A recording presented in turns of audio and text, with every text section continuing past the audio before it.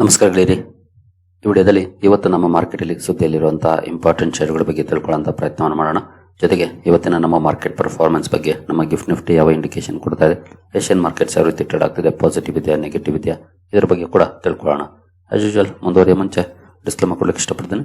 ಇಲ್ಲಿ ಕವರ್ ಮಾಡ್ತಿರುವಂತ ಯಾವುದೇ ಸ್ಟಾಕ್ ಕೂಡ ರೆಕಮೆಂಡ್ ಮಾಡ್ತಿಲ್ಲ. ನೀವು ಫರ್ದರ್ ಸ್ಟಡಿ ಮೆಡಿಟೇಷನ್ ತಗೊಳ್ಬಹುದು. ಆಸ್ ಎಜುಕೇಶನಲ್ ಪರ್ಪಸ್ ನಾನು ವಿಡಿಯೋನ ಮುಂದಾಡ್ತಾ ಇದ್ದೀನಿ. ಹಾಗೆ ನೀವೇನಾದ್ರೂ ಇಲ್ಲಿವರೆಗೂ ನಮ್ಮ ಇನ್ಸ್ಟಾಗ್ರಾಮ್ ಚಾನಲ್ ನ ಫಾಲೋ ಮಾಡ್ತಿಲ್ಲ ಅಂದ್ರೆ ಡಿಸ್ಕ್ರಿಪ್ಷನ್ ಅಲ್ಲಿ ಇನ್ಸ್ಟಾಗ್ರಾಮ್ ಹಾಗೂ ಫೇಸ್ಬುಕ್ ಎರಡು ಅಕೌಂಟ್ ಗಳ ಲಿಂಕ್ ಇರುತ್ತೆ. ಎರಡನ್ನು ಕೂಡ ಫಾಲೋ ಮಾಡಿ. ಯೂಟ್ಯೂಬ್ ಅಲ್ಲಿ ಏನಾದ್ರೂ ವಿಡಿಯೋಗಳನ್ನು ಅಪ್ಲೋಡ್ ಮಾಡ್ಲಿಕ್ಕೆ ಸಮಸ್ಯೆಗಳಾದ್ರೆ ಇನ್ಸ್ಟಾಗ್ರಾಮ್ ಹಾಗೂ ಫೇಸ್ಬುಕ್ ಅಲ್ಲಿ ನಿಮಗೆ ಅಪ್ಡೇಟ್ಗಳು ಸಿಗುತ್ತೆ. ಇನ್ನು ಮೊದಲಿಗೆ ನಿನ್ನೆ ಅಮೆರಿಕನ್ ಮಾರ್ಕೆಟ್ ನ ಪರ್ಫಾರ್ಮೆನ್ಸ್ ಅನ್ನು ನೋಡಿದರೆ ಡೌ ಜೋನ್ಸ್ ಅಲ್ಲಿ ನೋಡಬಹುದು 0.14% ಅಥವಾ 72 ಪಾಯಿಂಟ್ಸ್ ಪಾಸಿಟಿವ್ ಪರ್ಫಾರ್ಮೆನ್ಸ್ ನೋಡಲಿಕ್ಕೆ ಸಿಕ್ಕಿದೆ. ಸ್ಲೈಟ್ಲಿ ಪಾಸಿಟಿವ್ ಅಲ್ಲಿ ಅಮೆರಿಕನ್ ಮಾರ್ಕೆಟ್ ನಿನ್ನೆ ಕ್ಲೋಸಿಂಗ್ ಅನ್ನ ಕೊಟ್ಟಿದೆ ನೋಡಬಹುದು.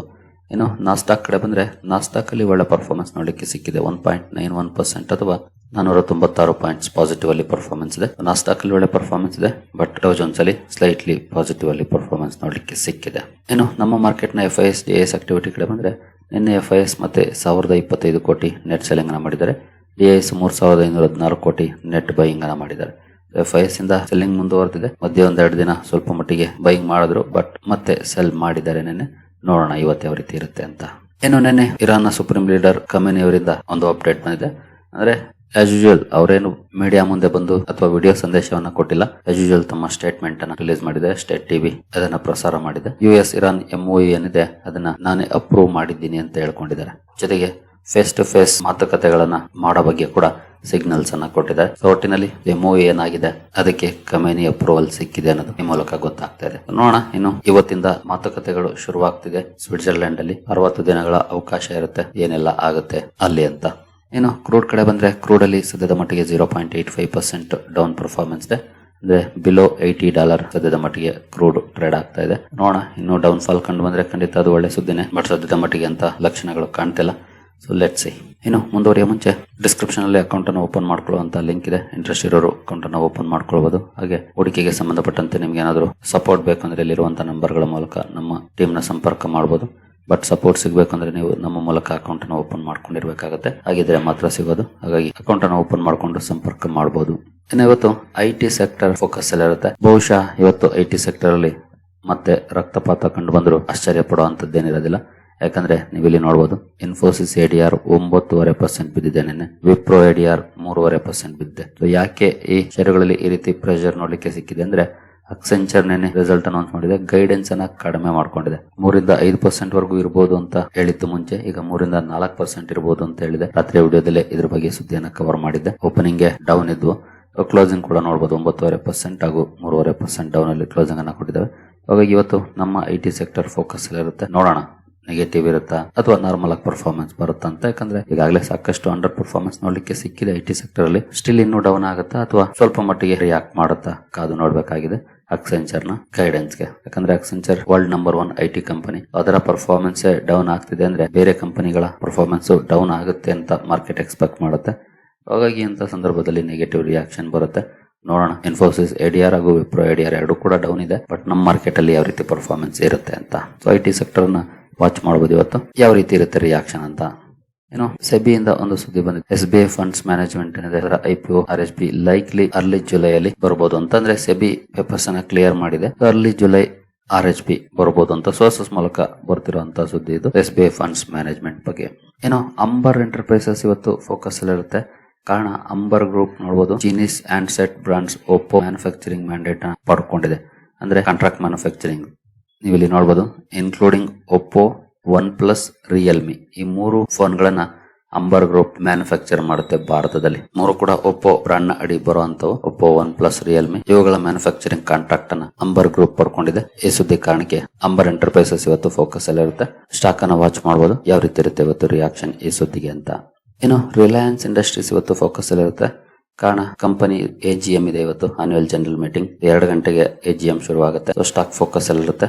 2 ಗಂಟೆ ನಂತರ ಯಾವೆಲ್ಲ ಅಪ್ಡೇಟ್ ಬರುತ್ತೆ ಅದಕ್ಕೆ ತಕ್ಕಂತೆ ರಿಯಾಕ್ಷನ್ ಕೂಡ ಬರಬಹುದು. ಹಾಗಾಗಿ ಕ್ಲೋಸ್ಲಿ ವಾಚ್ ಮಾಡಬೇಕಾಗುತ್ತೆ. ನೀವೇನಾದ್ರೂ ರಿಲಯನ್ಸ್ ಇಂಡಸ್ಟ್ರೀಸ್ ಅಲ್ಲಿ ಹೂಡಿಕೆ ಮಾಡಿದ್ದೀರಿ ಅಂದ್ರೆ ಖಂಡಿತ ನೀವು AGM ನ ಮಿಸ್ ಮಾಡದೆ ನೋಡಿ. ಸಾಕಷ್ಟು ವಿಷಯಗಳು ಗೊತ್ತಾಗುತ್ತೆ. ಕಂಪನಿ ಏನೆಲ್ಲ ಹೇಳುತ್ತೆ, ಫ್ಯೂಚರ್ ಗ್ರೋತ್ ಬಗ್ಗೆ ಹಾಗೆ ಫ್ಯೂಚರ್ ಪ್ಲಾನ್ಸ್ ಬಗ್ಗೆ ಎಲ್ಲಾನು ಕೂಡ ಅನೌನ್ಸ್ ಮಾಡ್ತಾರೆ. ಹಾಗಾಗಿ ಮಿಸ್ ಮಾಡಬೇಡಿ ಅಂತ ಅವಕಾಶವನ್ನ ಟೈಮ್ ಸಿಕ್ಕರೆ. ಬಿಸಿ ಇದ್ರೆ ಓಕೆ, ಸಂಜೆ ಯಾವ್ದಾದ್ರು ಬಿಸ್ನೆಸ್ ಚಾನಲ್ ಅಲ್ಲಿ ಸಾಧ್ಯ ಆದ್ರೆ ನೋಡಿ ಅಥವಾ ಆರ್ಟಿಕಲ್ ಕೂಡ ಓದಿ ಗೊತ್ತಾಗುತ್ತೆ.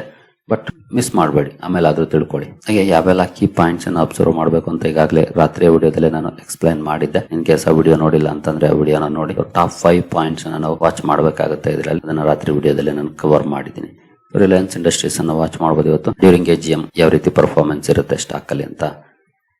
ವಿಪ್ರೋ ಕೂಡ ಫೋಕಸ್ ಅಲ್ಲಿ ಇರುತ್ತೆ. ಕಾರಣ ಕಂಪನಿ ಆಗ್ನೇಯ ಗ್ಲೋಬಲ್ IT ಸರ್ವಿಸಸ್ ಅಲ್ಲಿ 20% ಸ್ಟೇಕ್ ಅಕ್ವಿಸಿಷನ್ ಮಾಡ್ಕೊಂಡಿದೆ. ಈ ಅಕ್ವಿಸಿಷನ್ ಕಾರಣಕ್ಕೆ ಸ್ಟಾಕ್ ಫೋಕಸ್ ಅಲ್ಲಿ ಇರುತ್ತೆ. ವಿಪ್ರೋನು ಕೂಡ ವಾಚ್ ಮಾಡಬಹುದು. ಇವತ್ತು IT ಸೆಕ್ಟರ್ ಫೋಕಸ್ ಅಲ್ಲಿ ಇರುತ್ತೆ. ವಿಪ್ರೋಗೆ ಈ ಸುದ್ದಿ ಕೂಡ ಇದೆ, ವಾಚ್ ಮಾಡಬಹುದು ಯಾವ ರೀತಿ ಪರ್ಫಾರ್ಮೆನ್ಸ್ ಇರುತ್ತೆ ಅಂತ.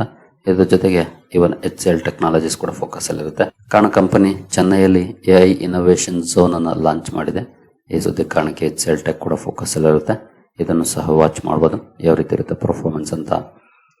ಇಮ್ಯಾಜಿಕಾ ವರ್ಲ್ಡ್ ಎಂಟರ್ಟೈನ್ಮೆಂಟ್ ಫೋಕಸ್ ಅಲ್ಲಿ ಇರುತ್ತೆ. ಇದೊಂದು ವಾಟರ್ ಥೀಮ್ ಪಾರ್ಕ್ ಅನ್ನ ಮ್ಯಾನೇಜ್ ಮಾಡುತ್ತೆ ಮಹಾರಾಷ್ಟ್ರದಲ್ಲಿ. ಮಹಾರಾಷ್ಟ್ರ ಗವರ್ನಮೆಂಟ್ ಡ್ಯಾಮ್ ಗಳಲ್ಲಿ ನೀರಿನ ಪ್ರಮಾಣ ಕಡಿಮೆ ಆಗಿದೆ ಅಲ್ಲಿನೋ ಕಾರಣಕ್ಕೆ ಅಂತ ಹೇಳಿ ವಾಟರ್ ಥೀಮ್ ಪಾರ್ಕ್ ಏನಿದೆ ಅದನ್ನ ಸದ್ಯದ ಮಟ್ಟಿಗೆ ಸ್ಟಾಪ್ ಮಾಡಕ್ಕೆ ಹೇಳಿದೆ. ಹಾಗಾಗಿ ಆಪರೇಷನ್ಸ್ ಅನ್ನ ಸ್ಟಾಪ್ ಮಾಡಿದೆ. ನೆಗೆಟಿವ್ ಸುದ್ದಿ ಕಂಪನಿಗೆ.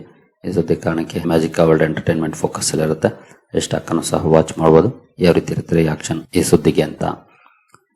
ಡೈಮಂಡ್ ಪವರ್ ಇನ್ಫ್ರಾ ಕೂಡ ಸುದ್ದಿಯಲ್ಲಿರುತ್ತೆ. ಕಾರಣ ಕಂಪನಿ 2,000 ಕೋಟಿ ಫಂಡ್ ರೈಸ್ ಮಾಡುವಂತ ನಿರ್ಧಾರವನ್ನು ಮಾಡಿದೆ. QIP ಮೂಲಕ, ಕ್ವಾಲಿಫೈಡ್ ಇನ್ಸ್ಟಿಟ್ಯೂಷನಲ್ ಪ್ಲೇಸ್ಮೆಂಟ್ಸ್ ನ ಮೂಲಕ ಫಂಡ್ ರೈಸ್ ಮಾಡುವಂತ ನಿರ್ಧಾರವನ್ನು ಮಾಡಿದೆ. ಕಂಪನಿಯ ಶೇರ್ ಹೋಲ್ಡಿಂಗ್ ಜಾಸ್ತಿ ಇದೆ. ಸೆಬಿ ನಾಮ್ಸ್ ಇರುತ್ತಲ್ಲ ಬಿಲೋ 75 ತರಬೇಕು ಅಂತ. ಹಾಗಾಗಿ ಕಂಪನಿ ಫಂಡ್ ರೈಸ್ ಅನ್ನ ಮಾಡ್ತಾ ಇದೆ. ಈ ಸುದ್ದಿ ಕಾರಣಕ್ಕೆ ಡೈಮಂಡ್ ಪವರ್ ಇನ್ಫ್ರಾ ಫೋಕಸ್ ಇರುತ್ತೆ. ಈ ಸ್ಟಾಕ್ ಅನ್ನು ಸಹ ವಾಚ್ ಮಾಡಬಹುದು. True Alt Bio Energy focus ಅಲ್ಲಿರುತ್ತೆ. ಕಾರಣ ಕಂಪನಿಗೆ ಗವರ್ನಮೆಂಟ್ ಇಂದ 150 ಕೋಟಿ ಫೈನಾನ್ಷಿಯಲ್ ಅಸಿಸ್ಟೆನ್ಸ್ ಸಿಕ್ಕಿದೆ. PM ಜೈ ಇಂಧನ್ ಯೋಜನಾ ಅಡಿ ಕಂಪನಿಗೆ 150 ಕೋಟಿ ಫೈನಾನ್ಷಿಯಲ್ ಅಸಿಸ್ಟೆನ್ಸ್ ಸಿಕ್ಕಿದೆ. ಈ ಸುದ್ದಿ ಕಾರಣಕ್ಕೆ True Alt Bio Energy focus ಅಲ್ಲಿರುತ್ತೆ. ಇದನ್ನು ಸಹ ವಾಚ್ ಮಾಡಬಹುದು ಯಾವ ರೀತಿ ಇರುತ್ತೆ ರಿಯಾಕ್ಷನ್ ಅಂತ. ಭಾರತ್ ಫೋರ್ಜ್ ಕೂಡ ಸುದ್ದಿಲಿರುತ್ತೆ. ಕಾರಣ ಕಂಪನಿ AM ಜನರಲ್ ಜೊತೆ ಸ್ಟ್ರಾಟಜಿಕ್ ಒಪ್ಪಂದವನ್ನು ಮಾಡಿಕೊಂಡಿದೆ. ಮಿಲಿಟರಿ ವೆಹಿಕಲ್ ಹಾಗೂ ಮೊಬೈಲ್ ಡಿಫೆನ್ಸ್ ಕೇಪಬಿಲಿಟೀಸ್ಗೆ ಸಂಬಂಧಪಟ್ಟಂತೆ. ಈ ಸುದ್ದಿ ಕಾರಣಕ್ಕೆ ಭಾರತ್ ಫೋರ್ಜ್ ಕೂಡ ಫೋಕಸ್ ಅಲ್ಲಿರುತ್ತೆ. ಈ ಸ್ಟಾಕ್ ಅನ್ನು ಸಹ ವಾಚ್ ಮಾಡಬಹುದು ಯಾವ ರೀತಿ ಇರುತ್ತೆ ರಿಯಾಕ್ಷನ್ ಅಂತ. ವಾರಿ ರಿನ್ಯೂವಬಲ್ ಟೆಕ್ನಾಲಜೀಸ್ ಕೂಡ ಸುದ್ದಿಲಿರುತ್ತೆ. ಕಾರಣ ಕಂಪನಿ ಅಸೋಸಿಯೇಟೆಡ್ ಪವರ್ ಸ್ಟ್ರಕ್ಚರ್ಸ್ ಅಲ್ಲಿ 55% ಸ್ಟೇಕ್ ಅನ್ನು ತಗೊಂಡಿದೆ. ಇದೊಂದು ಪ್ರೈವೇಟ್ ಕಂಪನಿ. ಅದರಲ್ಲಿ 55% ಸ್ಟೇಕ್ ಅನ್ನು ಅಕ್ವೈರ್ ಮಾಡಿದೆ 1225 ಕೋಟಿಗೆ. ಈ ಅಕ್ವಿಸಿಷನ್ ಕಾರಣಕ್ಕೆ ಸ್ಟಾಕ್ ಫೋಕಸ್ ಅಲ್ಲಿರುತ್ತೆ. ಇದಕ್ಕೆ ಯಾವ ರೀತಿ ರಿಯಾಕ್ಷನ್ ಬರುತ್ತೆ ಮಾರ್ಕೆಟ್ ಅಲ್ಲಿ ಅಂತ ವಾಚ್ ಮಾಡಬಹುದು ವಾರಿ ರಿನ್ಯೂವಬಲ್ ಟೆಕ್ನಾಲಜೀಸ್ ಅನ್ನ ಇವತ್ತು. ಹಿಂದೂಸ್ತಾನ್ ಪೆಟ್ರೋಲಿಯಂ ಅಥವಾ HPCL ಕೂಡ ಫೋಕಸ್ ಅಲ್ಲಿರುತ್ತೆ. ಕಂಪನಿ ಜಾಯಿಂಟ್ ವೆಂಚರ್ ನ ಮೂಲಕ ರಾಜಸ್ಥಾನಲ್ಲಿ ತನ್ನ ಡಿಸ್ಟಿಲರಿ ಫೆಸಿಲಿಟಿ ಏನಿತ್ತು ಅಲ್ಲಿ ಕೆಲಸವನ್ನ ರೀಸ್ಟಾರ್ಟ್ ಮಾಡಿದೆ. ಈ ಸುದ್ದಿ ಕಾರಣಕ್ಕೆ HPCL ಕೂಡ ಫೋಕಸ್ ಅಲ್ಲಿರುತ್ತೆ. ಸ್ಟಾಕ್ ಅನ್ನು ವಾಚ್ ಮಾಡಬಹುದು ಯಾವ ರೀತಿ ಇರುತ್ತೆ ರಿಯಾಕ್ಷನ್ ಸ್ಟಾಕ್ ಅಲ್ಲಿ ಇವತ್ತು ಅಂತ. ಟಾಟಾ ಮೋಟಾರ್ಸ್ CV ಇದು ಕಮರ್ಷಿಯಲ್ ವೆಹಿಕಲ್ಸ್ TMCV ಫೋಕಸ್ ಅಲ್ಲಿರುತ್ತೆ ಇವತ್ತು. ಕಾರಣ ಜುಲೈ 1ನೇ ತಾರೀಕಿಂದ ತನ್ನ ಕಮರ್ಷಿಯಲ್ ವೆಹಿಕಲ್ ಗಳ ಪ್ರೈಸ್ ಅನ್ನು ಜಾಸ್ತಿ ಮಾಡೋ ಬಗ್ಗೆ ಕಂಪನಿ ಅನೌನ್ಸ್ ಮಾಡಿದೆ. ಅಪ್ ಟು 2.5% ವರೆಗೂ ಕೂಡ ಪ್ರೈಸ್ ಅನ್ನು ಜಾಸ್ತಿ ಮಾಡುವಂತ ಅನೌನ್ಸ್ಮೆಂಟ್ ಅನ್ನು ಮಾಡಿದೆ TMCV. ಈ ಅನೌನ್ಸ್ಮೆಂಟ್ ಕಾರಣಕ್ಕೆ ಸ್ಟಾಕ್ ಫೋಕಸ್ ಅಲ್ಲಿರುತ್ತೆ. ಟಾಟಾ ಮೋಟಾರ್ಸ್ ಅನ್ನು ಕೂಡ ವಾಚ್ ಮಾಡಬಹುದು ಯಾವ ರೀತಿ ಇರುತ್ತೆ ಇದಕ್ಕೆ ರಿಯಾಕ್ಷನ್ ಅಂತ. ಅಂದ್ರೆ ಆಸ್ ಎ ಶೇರ್ ಹೋಲ್ಡರ್ ಖಂಡಿತ ಪ್ರೈಸ್ ಜಾಸ್ತಿ ಆಗೋದು ಒಳ್ಳೆ ಬೆಳವಣಿಗೆ, ಯಾಕಂದ್ರೆ ಮಾರ್ಜಿನ್ಸ್ ಇಂಪ್ರೂವ್ ಆಗೋ ಸಾಧ್ಯತೆಗಳಿರುತ್ತೆ. ಬಟ್ ಆಸ್ ಎ ಕನ್ಸ್ಯೂಮರ್ ಅಂದ್ರೆ ನೀವೇನಾದ್ರೂ ಕಮರ್ಷಿಯಲ್ ವೆಹಿಕಲ್ಸ್ ನ ತಗೊಳ್ಳೋರಾದ್ರೆ ಪ್ರೈಸ್ ಜಾಸ್ತಿ ಆಗುತ್ತೆ, ಅದು ನಮಗೆ ಹೊರೆ ಬೀಳುತ್ತೆ. As A investor good news, but as A consumer bad news ಆಗುತ್ತೆ ಪ್ರೈಸ್ ಜಾಸ್ತಿ ಆಗೋದು. ಗಿಫ್ಟ್ ನಿಫ್ಟಿ ಕಡೆ ಬಂದ್ರೆ ಗಿಫ್ಟ್ ನಿಫ್ಟಿಯಲ್ಲಿ ಯಾವ ರೀತಿ ಪರ್ಫಾರ್ಮೆನ್ಸ್ ಇದೆ ಅಂತ. ಸದ್ಯದ ಮಟ್ಟಿಗೆ 21 ಪಾಯಿಂಟ್ಸ್ ಅಥವಾ 0.09% ಪಾಸಿಟಿವ್ ಪರ್ಫಾರ್ಮೆನ್ಸ್ ಇದೆ. ಅಂದ್ರೆ ಸ್ಲೈಟ್ಲಿ ಪಾಸಿಟಿವ್ ಅಲ್ಲಿ ಪರ್ಫಾರ್ಮೆನ್ಸ್ ನೋಡ್ಲಿಕ್ಕೆ ಸಿಗ್ತಾ ಇದೆ. ಈಗ ನೋಡಬಹುದು 6 ಪಾಯಿಂಟ್ಸ್ ಆಯ್ತು ಜಸ್ಟ್. ನಿಕ್ಕೈ 0.5% ಪಾಸಿಟಿವ್ ಅಲ್ಲಿ ಇದೆ. ಸ್ಟ್ರೈಟ್ ಟೈಮ್ಸ್ ನಿಯರ್ಲಿ 0.5% ಡೌನ್ ಇದೆ. ಹ್ಯಾಂಗ್ಸೆಂಗ್ ಅಲ್ಲಿ ಇದು ನಿನ್ನೆ ಪರ್ಫಾರ್ಮೆನ್ಸ್ ಇವತ್ತಿಂದಲ್ಲ ಹ್ಯಾಂಗ್ಸೆಂಗ್. ಕೋಸ್ಪಿ 2.5% ಪಾಸಿಟಿವ್ ಇದೆ. ಉಳಿದ ಮಾರ್ಕೆಟ್ ಗಳು ಓಪನ್ ಆಗಿಲ್ಲ. ಅಂದ್ರೆ ಇವತ್ತು ಓಪನ್ ಇರೋ ಮಾರ್ಕೆಟ್ ಗಳು ಸದ್ಯದ ಮಟ್ಟಿಗೆ ಪಾಸಿಟಿವ್ ಇದೆ. ಸ್ಟ್ರೈಟ್ ಟೈಮ್ಸ್ ಮಾತ್ರ ಸ್ವಲ್ಪ ನೆಗೆಟಿವ್ ಅಲ್ಲಿ ಟ್ರೇಡ್ ಆಗ್ತಿದೆ. ಗಿಫ್ಟ್ ನಿಫ್ಟಿ ಕೂಡ ಸ್ಲೈಟ್ಲಿ ಪಾಸಿಟಿವ್ ಅಥವಾ ಫ್ಲಾಟ್ ಅಂತ ಬೇಕಿದ್ರು ಕರೀಬಹುದು, ಆ ರೀತಿ ಪರ್ಫಾರ್ಮೆನ್ಸ್ ಇದೆ. ಡೌ ಜೋನ್ಸ್ ಫ್ಯೂಚರ್ಸ್ ಕೂಡ 63 ಪಾಯಿಂಟ್ ಡೌನ್ ಅಲ್ಲಿ ಟ್ರೇಡ್ ಆಗ್ತಿದೆ ಸದ್ಯದ ಮಟ್ಟಿಗೆ. ಕ್ರೂಡ್ ಕಡೆ ಬಂದ್ರೆ ಸ್ವಲ್ಪ ಡೌನ್ ಅಲ್ಲಿ ಇದೆ. ಗೋಲ್ಡ್ ಕೂಡ ಇವತ್ತು ಸ್ವಲ್ಪ ಡೌನ್ ಆಗಿದೆ ನೋಡಬಹುದು. USD INR 0.22% ಸ್ಟ್ರಾಂಗ್ ಆಗಿದೆ. ನೋಡೋಣ ಇವತ್ತು ಯಾವ ರೀತಿ ಇರುತ್ತೆ ಪರ್ಫಾರ್ಮೆನ್ಸ್ ಅಂತ. ಅಂದ್ರೆ INR ಸ್ಟ್ರಾಂಗ್ ಆಗಿದೆ, ರುಪಿ ಡಾಲರ್ ವೀಕ್ ಆಗಿದೆ ನೆನ್ನೆ. ನೋಡೋಣ ಇವತ್ತು ಯಾವ ರೀತಿ ಪರ್ಫಾರ್ಮೆನ್ಸ್ ಇರುತ್ತೆ ಅಂತ. ಸೊ ಓವರ್ ಆಲ್ ಸದ್ಯದ ಮಟ್ಟಿಗೆ ಏನಂತ ಬಿಗ್ ರಿಯಾಕ್ಷನ್ ಇಲ್ಲ, ಬಟ್ ಏಷ್ಯನ್ ಮಾರ್ಕೆಟ್ ಗಳು ಪಾಸಿಟಿವ್ ಅಲ್ಲಿ ಇದ್ದಾವೆ. ಗಿಫ್ಟ್ ನಿಫ್ಟಿ ಫ್ಲಾಟ್ ಇಂಡಿಕೇಶನ್ ಕೊಡ್ತಾ ಇದೆ. So may be 10-20 points down ಅಥವಾ ಅಪ್ ಅಲ್ಲಿ ಓಪನ್ ಆಗೋ ಸಾಧ್ಯತೆಗಳು ಆಸ್ ಆಫ್ ನೌ ಇದೆ. ಬಟ್ ಕ್ಲೋಸಿಂಗ್ ಯಾವ ರೀತಿ ಇರುತ್ತೆ, so let's of for the best. ಸರಿ ಗೆಳೆಯರಿ, ಈ ಎಲ್ಲ ಅಪ್ಡೇಟ್ಸ್ ನಿಮಗೆ ಇಷ್ಟ ಆಗಿದೆ ಅಂದ್ಕೊಳ್ತೀನಿ. ಹಾಗೆ ಡಿಸ್ಕ್ರಿಪ್ಷನ್ ಅಲ್ಲಿ ಅಕೌಂಟ್ ಓಪನ್ ಮಾಡ್ಕೊಳ್ಳುವಂತ ಲಿಂಕ್ ಇದೆ, ಅಕೌಂಟ್ ಅನ್ನು ಓಪನ್ ಮಾಡ್ಕೊಳ್ಬಹುದು. ಹಾಗೆ ಇನ್ಸ್ಟಾಗ್ರಾಮ್ ಹಾಗೂ ಫೇಸ್ಬುಕ್ ಅಕೌಂಟ್ ಗಳನ್ನ ಫಾಲೋ ಮಾಡ್ತಿಲ್ಲ ಅಂದ್ರೆ ಎರಡರ ಲಿಂಕ್ ಕೂಡ ಡಿಸ್ಕ್ರಿಪ್ಷನ್ ಅಲ್ಲಿ ಇದೆ, ಎರಡನ್ನು ಕೂಡ ಫಾಲೋ ಮಾಡಿ. ಸರಿ ಗೆಳೆಯರಿ, ಮುಂದಿನ ವಿಡಿಯೋದಲ್ಲಿ ಸಿಗೋಣ. ಅಲ್ಲಿವರೆಗೂ ಜೈ ಹಿಂದ್, ಜೈ ಕರ್ನಾಟಕ.